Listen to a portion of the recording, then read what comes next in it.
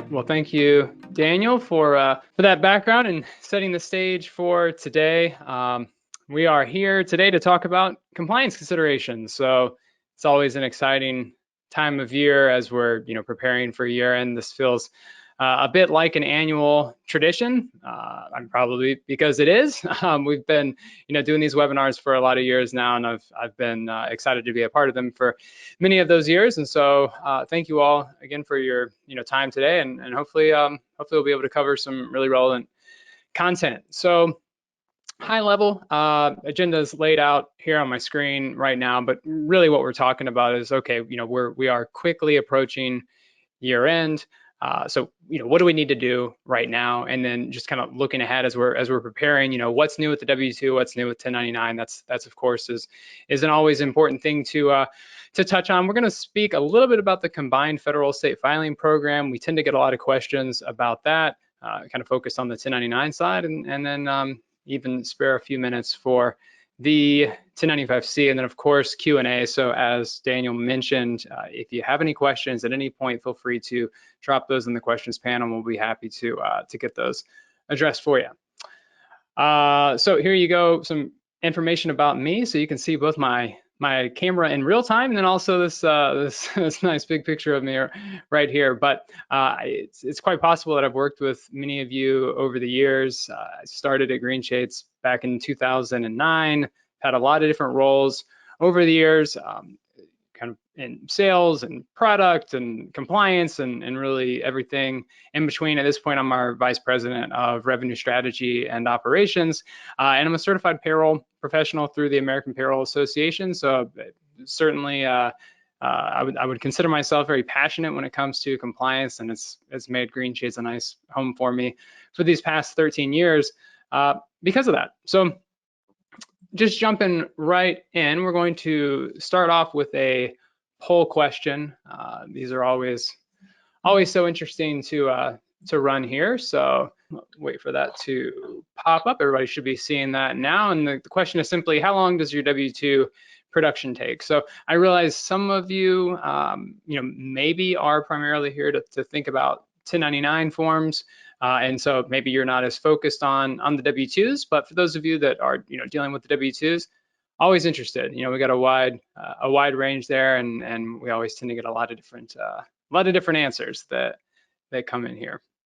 Okay, perfect. Well, thank you everybody for participating in that. Looks like we have a kind of a wide variety of responses, but close to half of you have selected over a week. So not surprised to hear that. There's a lot going on in January. We'll jump into that. A couple things here to note on Green Shades, but January is such a wild month every year. There's so many things that we're trying to get done in such a short period of time, and just a lot of different things that are coming together. And then of course the last few years related to COVID and new requirements around that. And it wasn't too long ago before that the Affordable Care Act was pretty new. So there's just been a lot of complexities that have been added over the years. As I mentioned, I've been here since 2009. We got started as an organization actually back in 2002. So we celebrated our 20-year anniversary this year. I'm sure many of you, maybe are using Green Shades today for a variety of different things. I always tell people, really what we're focused on is kind of that hire to retire, supporting that employee life cycle. So we got started really early on dealing with tax compliance, right? Generating electronic tax returns for other payroll and accounting systems that didn't have that kind of functionality natively available in them.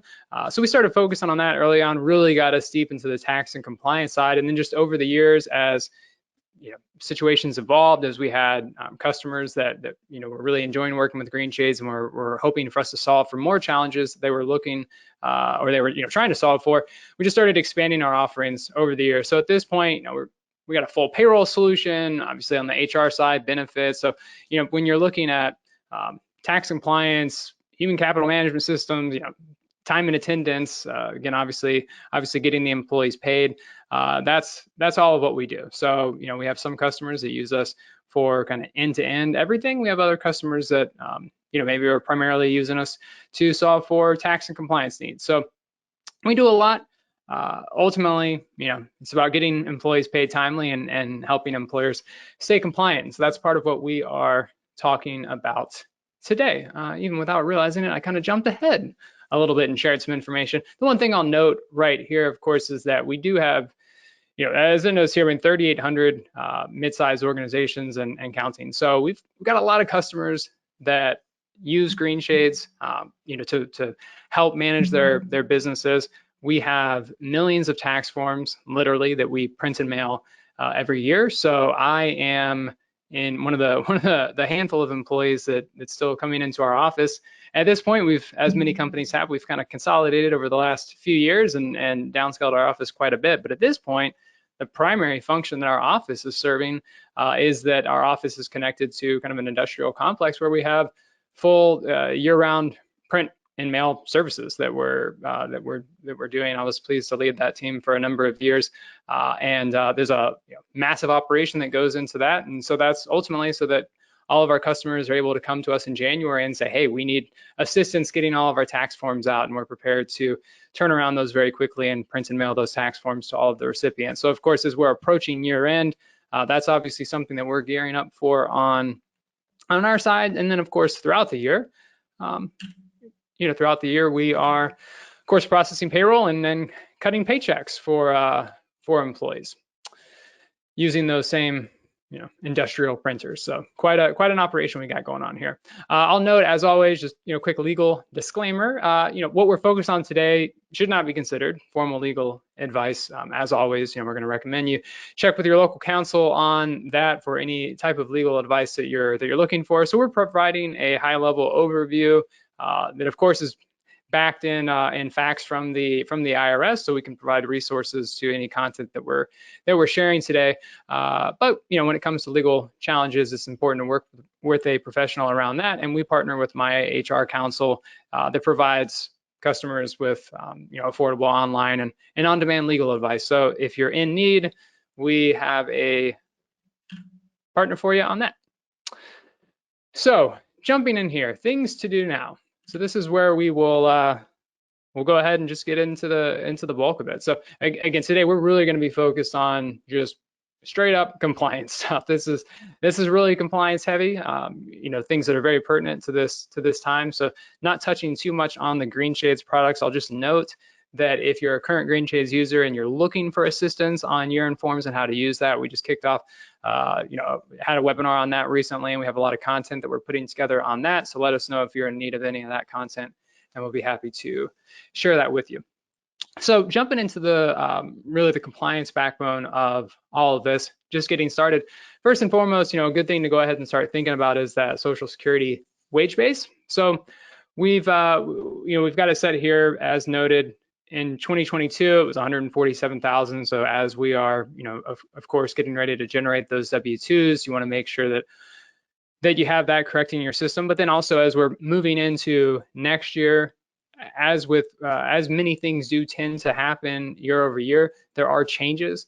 I've noticed really across the board, a lot of these thresholds are changing this year, whether it's penalties and the dollar amounts for those, or in this case, the wage-based information, as we also kind of see at the state level as well. We're really focused on the federal side in this presentation. But in large part, there's a lot that's happening in the economy right now. Obviously, a lot of discussion around inflation, and so there are responses from these agencies to increase value across the board. And so there might be folks that are receiving Social Security payments, for example, those might be going up. But on the flip side as well, they're going to be upping the bar on kind of when it comes to the taxes, right? How many of your wages, how much of your wages are going to be accessible to, in this case, the Social Security tax. So these are good things to go ahead and think about. So making sure that obviously for 2022, as we're approaching year end and we're getting ready to produce these W-2s, making sure that is, that correct amount is in your system, and obviously making those adjustments if it's not. And then again, as we look ahead to the new year, keeping in mind that dollar amount is going to increase yet again. Along a similar lines as we're talking about maximums and thresholds, the 401k contribution limits are going up in 2023, so 22,500. Of course, for ages under 50, 49 and younger. So that is a slight increase year over year. Included the 2022 numbers here just for a quick reference. And then same thing here on the employee catch-up contribution side. So for those folks 50 and over, that threshold is going up just a little bit, an extra $1,000 in there. So again, really important to make sure, depending on what system you're using for this, if those things are not automated, obviously you want to make sure that you update your values. And if it is automated, it's probably worthwhile to check it out just to make sure that the system is accurate. We included the reference here for the box 12 code. So there's been a handful of years, of course, where there's some new codes that are being added. So we've called out a few here that are good reminders, but we included a link to the box 12, the full box 12 list, which you can find, of course, on irs.gov. So we included a list of it here, but in those formal W2 and W3 instructions, you can find the full breakdown of all of those codes. So again, from a product perspective, if you're using GreenShades for payroll, a lot of this is automated, or if you're using for year-end forms, there's different ways to manage all this mapping for the codes that you have in your system. But just generally speaking, a reminder, these are what these codes are used for, and it's really important information. It tends to be something that causes some confusion sometimes around employees when they're looking at their W2. So it's always worthwhile to be prepared to answer questions around that, in addition to obviously ensuring that the information being reported is accurate. So another hot topic, of course, as we're thinking about the W2s and ensuring rates are accurate, we have our Medicare. So this is just a note, no change this year on the threshold. But again, any wages exceeding $200,000, there is an additional percentage that's tacked on to the standard Medicare rate that we have. So the standard 1.45% rate that's in place, there's an additional 0.9% that gets added onto that for those wages in excess of that $200,000. This is something that, remember when it first came out, this was kind of a big deal. There were a lot of discussions and concerns around that. I suspect at this point, most of you are pretty comfortable with that, but always important just to get that quick reminder. Again, there's a lot of things that we're all trying to do to prepare for year end. So just another thing to keep in front of you. So we included some information here on imputed income. We've done this in the past as well, but this is something that I always really like to highlight because there's a lot of confusion around this, frankly. Oftentimes that confusion is perhaps happening also on the employee side, because this is something that can be impacting the employees when it comes to the taxability of these insurance plans. But I think most commonly and most notably, when you have those group life insurance coverages that exceed $50,000, there's additional taxability that comes along with that. It's not very straightforward. It's a little bit complicated sometimes how those calculations are being done. It's not specific just to group term life insurance. I think that tends to be where I hear about it most regularly. But again, the big thing is just making sure that you're aware of these things, and then as we call out here for these highly compensated employees, ensuring that they're not exceeding these thresholds that are in place here. All right, so taking a quick break here before we move on to discussing what's new with the W2, we've got a poll question. So the poll is now open. Pretty straightforward, or could be straightforward. Are you currently required to e-file tax forms? Maybe you don't know, but certainly you can take your best guess there. We'll talk a little bit about those e-file requirements, and I'll just preview that the question's even more complicated this year than it has been in some years in the past. So it's possible that this was a no in the past, and maybe it's a yes for you now, or perhaps an unsure. So we will dive into that here in just a moment. All right, and yeah, looks like about 80% of you are required to e-file. So again, probably not too surprising, since we do have certainly a lot of folks, I mean, that tends to be how they kind of find out about green shades. So it's quite possible that you're using green shades for e-filing today. All right, so we're going to jump into what's new with the W-2s. We're going to touch on W-2s, then we will jump into 1099. So wanted to start out here just by calling out the truncated social security numbers. This was something, we've got a slide for it on the 1099 side as well. This was something that originally it was focused just on the 1099 side. It specifically did not include W-2s, and then there were some changes over the years, and then now this does include W-2s as well. So if you choose to do so, it is optional, but on the recipient copies specifically, you may choose to truncate those employee social security numbers.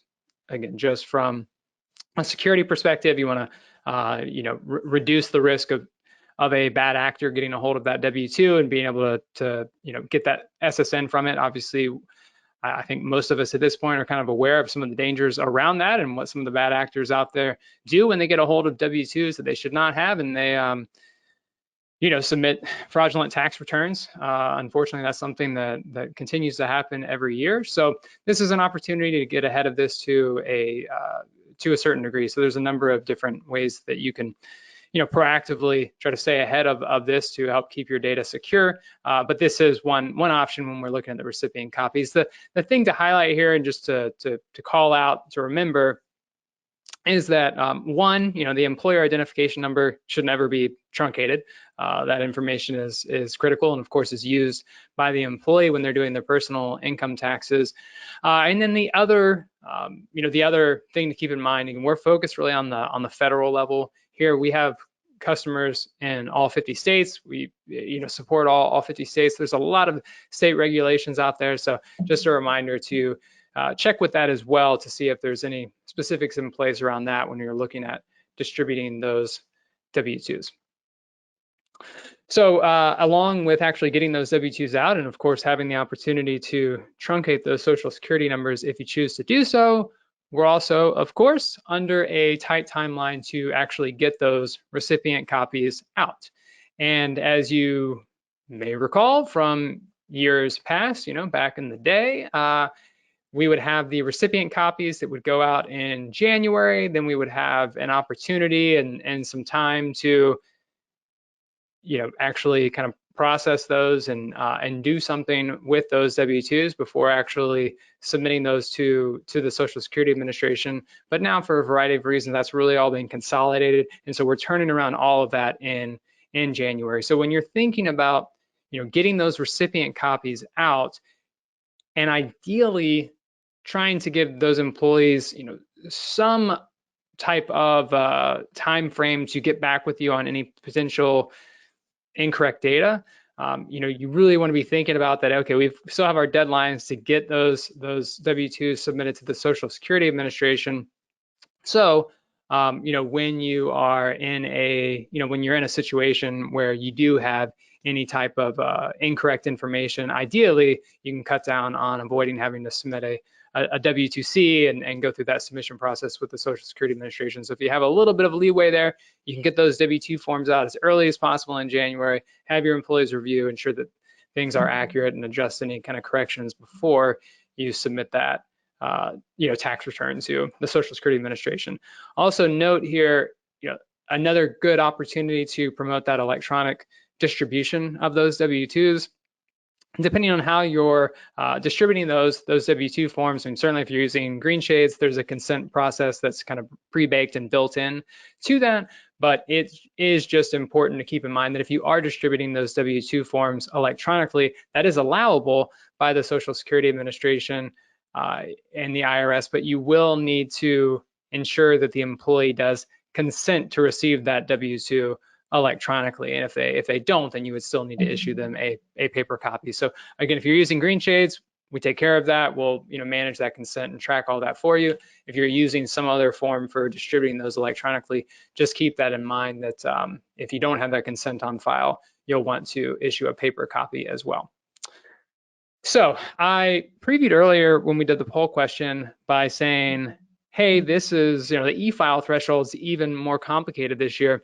This is why. So the Taxpayer First Act has been, the basically what was proposed and what was submitted, but hasn't impacted any IRS, it seems, final regulations yet. The proposal was to, in 2022, to lower the threshold from 250 or more W-2s when you'd be required electronic file. It was to drop that down to 100 or more. So instead of saying, hey, I've got 249 W-2s in this file, I don't need to submit it electronically, to now saying, oh, I've got 100, I'm going to have to submit them electronically. And then in 2023, that was then going to tier even lower to say essentially all companies except very small businesses. If you had 10 or more records, you would need to be submitting these electronically. Now, electronic submission is not a new thing. We've written different blogs over the years. I remember years ago now, probably 7 or 8 years ago,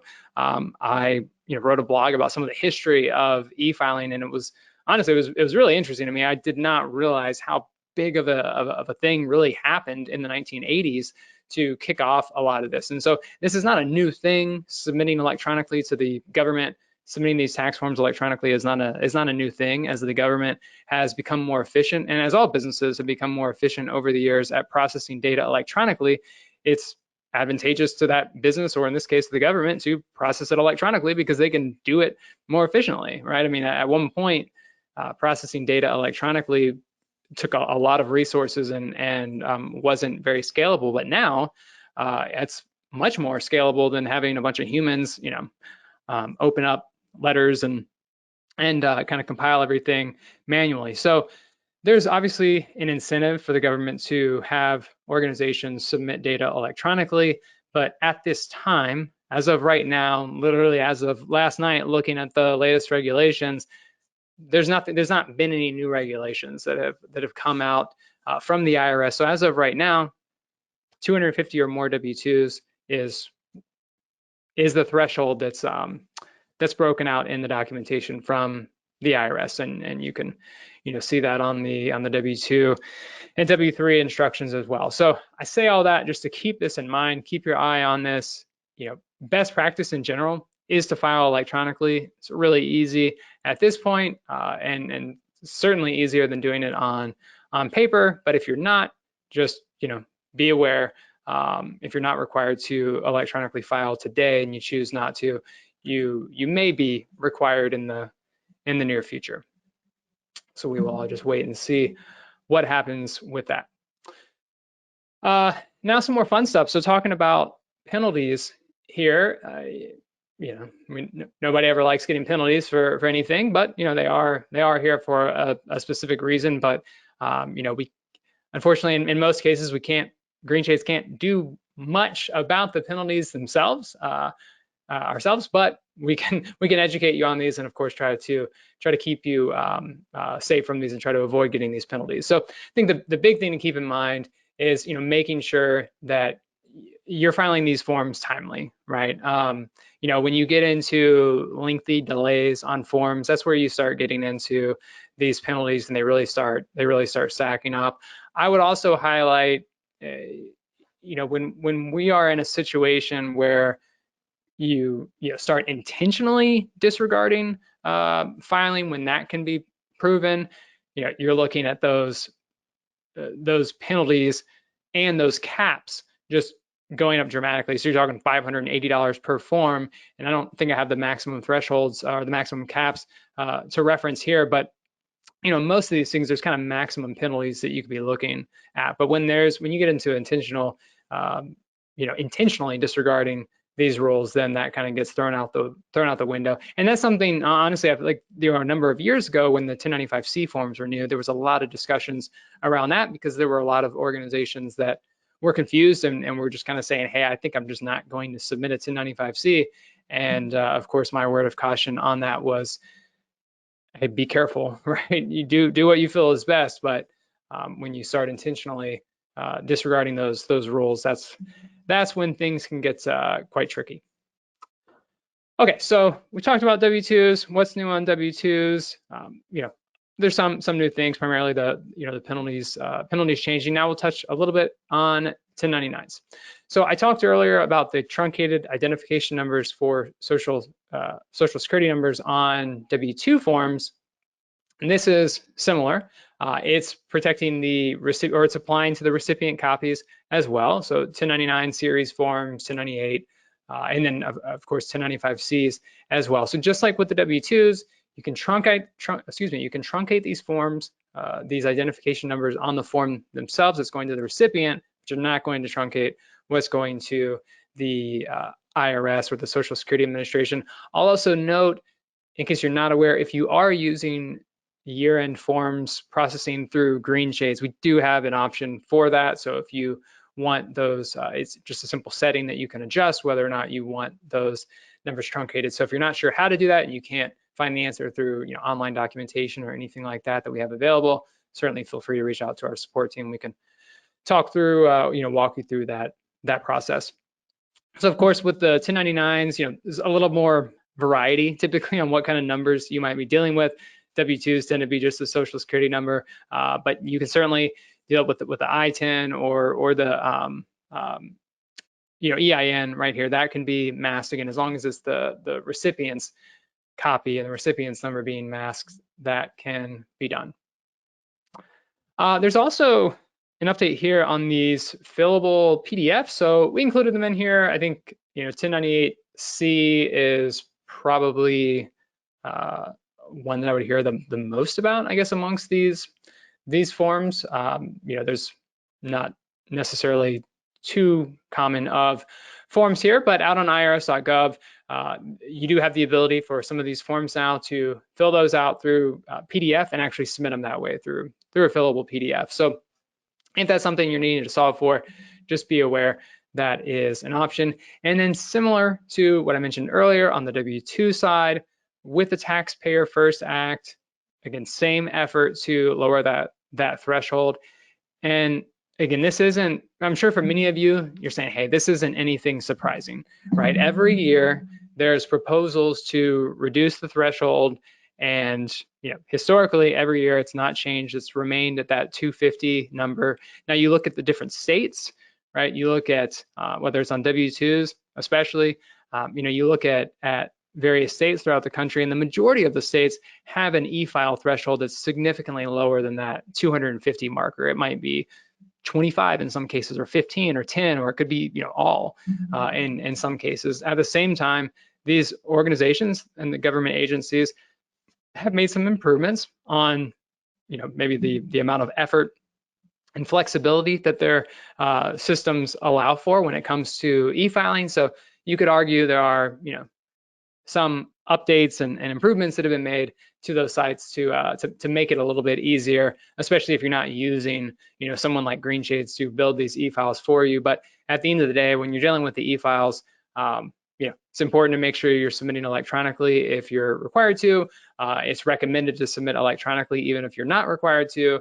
And I would recommend genuinely, whether it's through Green Shades or any other option that's out there that's from a well-respected business, there's a number of different ways to e-file these forms electronically, and we're always going to highly recommend you do that because it's easier, typically very cost-effective, and it's accurate, right? You get into trying to start developing your own program to match the schemas that they're sharing, and it's complex, right? It's something that we've been doing for a lot of years, and we take on that burden so you don't have to.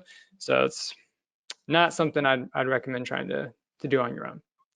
Now, as far as the timeline of these forms, similar to previous years, no real big change here on the 1099 series forms. Again, with the notable exception of the 1099 non-employee compensation, for all other forms, all of the 1099 series forms, the recipient copies are due by the end of January, so January 31st. If you're filing on paper to the IRS, that form, the 1096, is due by the end of February, so February 28th. And then if you're filing electronically, you get an extra month. You actually get until the end of March. And so this year, all three deadlines here all fall on a standard weekday. So nothing's getting, you're not getting any additional days or anything like that. And so I noted the exception for the NEC form. It's not a new form. This was, I think, the second or third year that's been around. Now, this was kind of what used to be reported in the old days on the 1099 miscellaneous box 7, which was the non-employee compensation.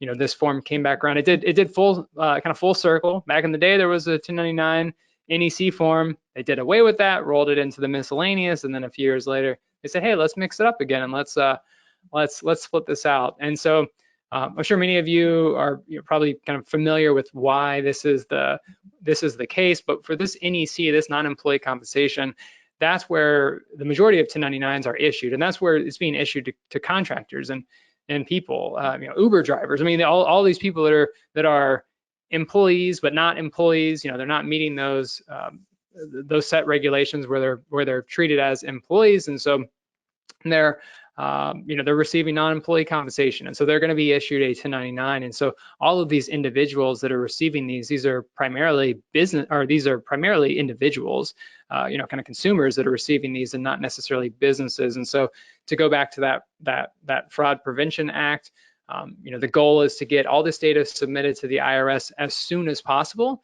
every year to help cut down on fraudulent tax returns, because as soon as the IRS has this information in their hands, they can better reconcile what tax returns are being submitted from employees and just individuals throughout the country as they're doing their 1040. So that's really kind of what's driving this. It does create additional headaches sometimes for employers and businesses to obviously operate in these tight timelines, but at least we can all say, okay, well, there's a good reason, as to why they're doing that. And that's certainly easier than how it was at one point when the miscellaneous form had 2 different deadlines depending on what boxes you had income reported, and that was pretty confusing. So I noted here the combined federal state filing program. We talked about this last year, and this is not a new program. One of the slight differences last year was that that new form, the 1099 NEC, non-employee compensation form, that was rolled into the combined federal state filing program. I believe last year was the first year that it was added on, so we kind of highlighted it more last year. Figured we go ahead and highlight it again this year as well. It's not specific to the NEC. We can see here, I mean, there's a lot of tax returns that are supported through this. We've got some information here. You can also, of course, find this, and I think it's IRS Publication 15 has information on this and the states that are participating in this. I think it's about 30 states or so that participate today. So not all states participate, but many of them do participate. And of course, again, you can reference this in Pub 15 or within our PowerPoint that you'll get the follow-up on. But big picture, kind of what this is, if you're not familiar with it, this is effectively a program that exists with the IRS where they are receiving this information from you in your 1040 and your e-file that's being submitted with all of your 1099 information, and it's saying, hey, if you have the state identifying information in there, if you have the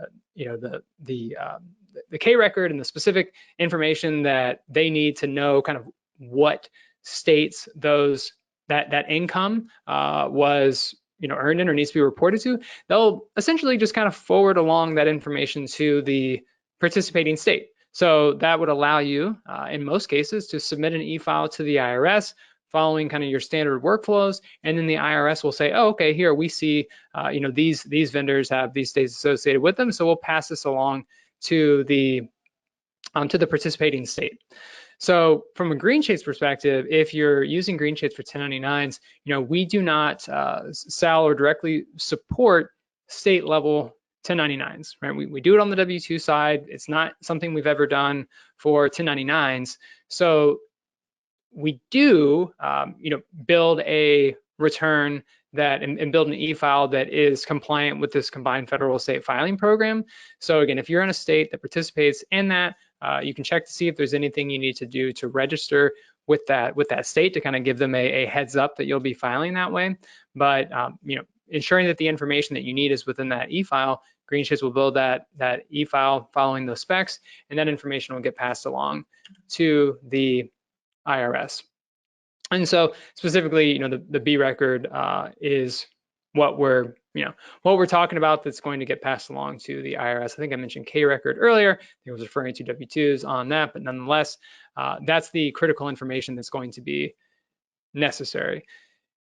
So it's a solid program that's in place. Again, we help you take advantage of that program, but it is kind of a gray area because you're sending information to the IRS and then they're going to forward that along to the states, but it's not something that's really managed by those. And here we go with our K record. So this is something again, you can find more information about it in the IRS publications, and that can be something that you can check out. And we include this here too, just kind of as an FYI. This was kind of interesting, but also good to keep in mind depending on if you're reconciling things and kind of what your timeline is for submitting these 1099s. It is something that happens in batches, and so essentially what we're looking at, the first 13 weeks of the year. In early April, that's when that data is going to be getting submitted from the IRS to those participating states. So it's not happening in real time. So that is something to be aware of. All right, so I know we've had some questions come in. I'm going to move through this 1095C right here. Got a couple more things to go through, and then we can be sure to answer any questions. So 1095Cs, just a really kind of quick note on this to start. Right now, the instructions are still in draft. If you're new to dealing with 1095C forms, or you're new to dealing with payroll, that might seem crazy. You might think, my word, I mean, it's almost November. How is it still in draft right now? That's just kind of how things happen with the Affordable Care Act forms. Not really sure why that is the case, but that tends to be how it happens every year. And historically, a lot of times there were kind of extensions that were put in place. We haven't seen those as much the last couple of years. I wouldn't say that Affordable Care Act reporting and compliance is a new thing at this point. It really got big, I think, in 2012. So yeah, I guess about 9-10 years ago at this point, when all these requirements really started going into play. But it's still confusing. It's still a fairly complicated system, so it takes some time to compile this information and get it done accurately. So the recipient copies do need to go out by the end of January, but you do have a little bit longer to file that information to the IRS.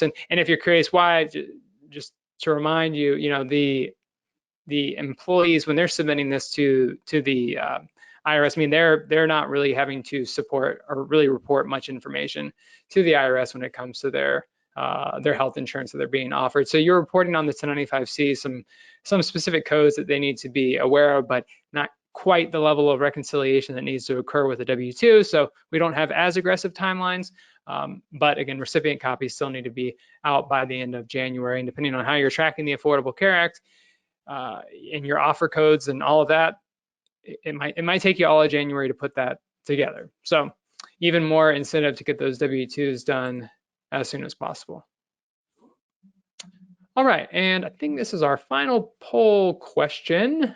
So we will get that launched here. And there you go. The question is, how do you currently distribute your tax forms? So this could be 1099s or W-2s, whatever flavor you want this to apply to, and really just say electronic, or are we doing this manually / on paper? All right, so here on the home stretch now. So we let me move on here to our next slide. Okay, so we've talked about W-2s and 1099s and 1085Cs. Just a reminder to all of you again, and I know some of you may be brand new to this webinar series. Some of you may be brand new to working with Green Shades, or maybe you're not even quite sure who Green Shades is. You got invited by a friend or something. I don't know. Welcome if that's the case. But people are always asking, hey, when it comes to the printed mail for our tax forms, right? What's the pricing and what are the deadlines? I think maybe even more importantly, just what are the deadlines? So we have everything split out right here. So you can download this, take a screenshot, whatever.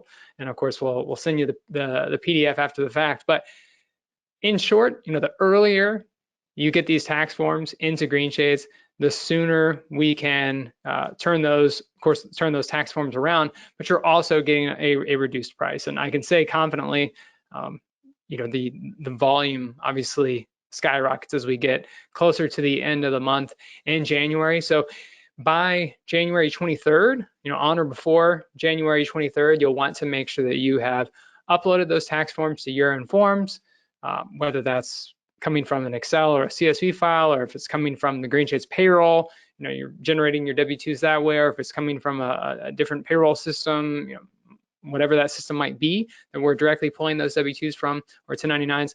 You get the tax forms up to Year-End Forms, review those, make sure things look good, and then when you're ready for GreenShades to print and mail those, you click the button and hand those over to GreenShades. Whether that's all of your forms or just some of your forms, you can kind of pick and choose how you want to do that. But that date that you release those forms to GreenShades to mail, that is what your price will be based on. So for example, on the 4th of January, if you issue those to GreenShades and then we turn those around on January 5th, we might not mail those until the 5th of January. So on the postal date would be January 5th. However, the date that you submitted to us and released those to us for print and mail would be January 4th. You would get that lower price. So that's just an easy example there. And again, it is specifically when you complete that Year-End Forms wizard, when you go through that process in Year-End Forms and say, okay, I'm ready for GreenShades to print and mail those forms. We will never start printing your forms before you go through that process, specifically because obviously we want to make sure you can control how, the timing of everything. Obviously, we want to make sure that you had done your edits and all that, and you feel confident about the data, the totals line up, etc. We want to make sure you've had a chance to review all of that certainly before we would just start printing those. And then also, we want to make sure that you have an opportunity to select which forms you want GreenShades to print and mail. So especially if you're someone that's offering electronic distribution for your employees, you may have some employees that kind of pre-consent, which is something we manage for you, so the employees can consent right now, right? They could go in October or day one of being hired. They can say, yeah, of course, I'm down to get my tax forms electronically. I'll go ahead and consent for that. So we'll track that consent. But for anybody that doesn't pre-consent, certainly having an employee download that tax form on their own is going to be easier and certainly more cost-effective than than having GreenShades print and mail that form. So again, you're in full control. So in addition to sharing this information, I just always like to remind everybody that, again, it'll be whenever you click those buttons, and then we'll take it from there. And we do, like I said, really, really high volume. It's an impressive operation, and it's something that's definitely grown over the years. And I've been fortunate enough to be here for many years now and kind of see the changes over time. And it's pretty impressive. And I'll just note here too, while we're quickly approaching the end of October, we do have a discount if you sign up and prepay before the end of the month. And just a reminder to everybody about GreenShades before we jump into the Q&A here. So for those of you that aren't familiar with GreenShades, a couple quick highlights. What makes us different? Well, selfishly, I'd say we have amazing employees, but it's great place to work. So I mean, that does lead genuinely to a lot of happy employees that are here, which I would say feeds in very well into the best-in-class customer support. So we have an amazing support team. I'm so impressed by all the people that are on our support team. I've worked very closely with them over the years, and it's a lot of people that they care a lot, and they're here to help you, especially in January when you're in crunch time. They're extending their hours and making sure that they're here to assist you to try to reduce that stress level for you as much as possible. We're built for mid-market companies, or we're focused on that space, the 50 to 5,000 employees. We have some smaller companies, and we have some companies that have thousands and thousands of employees, but we've been doing this for a long time, 20 years at this point, and very fortunate and blessed to have all the customers that we do have today. Always focusing on employee engagement, both internally, keeping our employees happy so that we can support you better, but also making sure that our tools that you're using every day are better supporting your employees, especially in the environment that we're in right now, whether someone's a remote worker or they come into an office every day, or they're on a shop floor every day, whatever that might be. There's always going to be competition for that employee to go somewhere else. There's always going to be things that are going to be distracting that employee taking away from your business operation. And so we want to keep those employees engaged as best as possible to to help you keep your business operating smoothly. And then lastly, compliance at our core, right? So I mean, these types of webinar series and just all the educational material that we do, compliance is a very strong suit of ours. And I would say, I mean, truthfully, I did not fully appreciate the effort that went into our compliance operation until I had the privilege to lead the team, and when I was able to see firsthand, all the effort and, not only the long hours that goes into it, but also just the experience. Been around for 20 years now. At this point, so we've accumulated a lot of knowledge over the years that we're able to pull from that allows us to support our clients in a scalable fashion. So yeah, we've got year-end webinar series that's going on right now. We have a next webinar scheduled for November 8th. We've got ebooks that are available, so a lot of content and material that is available to you. And of course, depending on how you're utilizing GreenShades today, there's opportunities to potentially expand the relationship even more coming into 2023. Whether that's for full payroll or additional 1099 services or whatever you might be in need of. So of course, feel free to reach out to us at any time regarding that. And with that, we'll open it up for Q&A. So if you haven't already posted any question or your question in the question panel, feel free to do so now, and I will check those out here. So let's see here. So do we have to file by state and federally? So yeah, so I think I apologize. I don't know exactly what that was in reference to, only because of the timing of when that question came in. It looked like about the halfway mark or so. So if that was regarding W-2s, not all states have W-2 reporting requirements. I happen to be located in Florida. We don't have any state income tax here, but the majority of states do, so you'll want to be aware of that. And then same way with the 1099s. In some cases, when it comes to the 1099 state reporting, the state's really flexible, really straightforward, and says, hey, just send us whatever you're sending to the IRS. That's fine. We'll weed through it.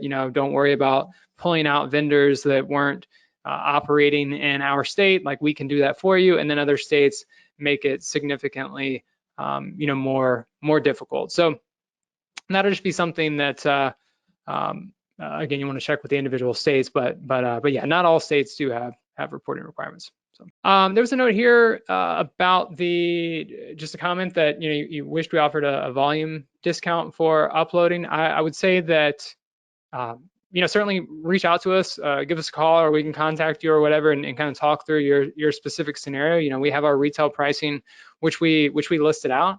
And I mean, that's our standard pricing. But if you have certain circumstances that you're dealing with, or you have certain timelines that you're dealing with, we'll try to be as flexible as possible on that, and obviously, work with you on pricing as best as possible. So regarding the pricing, there were some questions in here, so I'm happy to speak to that. So for the upload fee, and actually, while I'm answering this one, let me just hop back there we go, for quick reference so everybody can see this. So does the upload fee differ from the print and mail price? And so there is a note here on the top, this 99 cents per form upload fee. So essentially there's kind of two different fees that you're looking at when it comes to year-end forms. You have the 99 cent per form upload fee, which basically takes your data from a core accounting system or from a CSV file. I mean, however you're getting us that data, we're taking that raw data and we're going to put it into a PDF format that you can, digitally distribute, right? So you can print it onto blank paper, blank perforated forms, whatever. We're taking that raw data, putting it in a PDF that's compliant and managed by our teams. That's going to be in the, in the latest format. So there's a fee for that, and then the additional fee is this print and mail. If you wanted to have GreenShades print and mail those forms for you. And if you're questioning if you've had an upload fee in the past, there are certain relationships that we have. I mean, with certain industry-specific ERPs, not on like a company by company basis, but there are certain relationships that are in place where there's agreements where essentially you're kind of billed for this separately. So, no changes to the overall billing model, so comparable to what everybody's experienced in the past. And then if you're, for as far as prepaying, if you're interested in prepaying, you can, I'll make a note that we can, reach out to you if specifically, but you can, of course, you can reach out to sales at greenchase.com and we'll be able to go ahead and create an invoice for you so you can prepay for those, whatever kind of volume you're anticipating having. So awesome. Thanks everybody for the questions. I love these questions coming in. Hopefully we'll be able to get through them all in the next few minutes. Don't want to keep anybody long. So does GreenChase have a way to electronically send 1099s, or do we have a system that does that? Great question. So at one point we had a vendor portal where vendors could view their 1099s electronically. We had pretty low participation in that, and at the same time we were having requests that organizations would instead rather have those 1099s available to be hosted on a platform or portal where their vendors were already going in. So like if they had a vendor management system where their vendors were already going in to view, a check statement or to submit something. So what we did ultimately, we don't have a vendor portal that GreenChase is hosting anymore, but we have technical documentation that kind of breaks out what the process looks like. But if you have a hosted portal already in place for your vendors to access, we can send that data essentially to that portal, and that way you can display the information through your vendor portal. So it's not something that we have, thousands of customers using or anything like that. I mean, it's really impactful to the companies that do take advantage of that. But that is an option that you have if you if you needed that. And then similar around the deadlines, there was a question of, hey, if we prepay and then submit at an earlier or later date, how does that affect the discount? So yeah, that's a good question. That's something that I honestly probably should have thought about in advance of this meeting. I don't have that answer today. So we made a note of that one as well. So we can follow up with you on that to get you the specifics. I would assume there'd be some kind of delta there that we would charge, but fantastic question. I unfortunately don't have that answer, but I'll definitely, we'll follow up with you on that.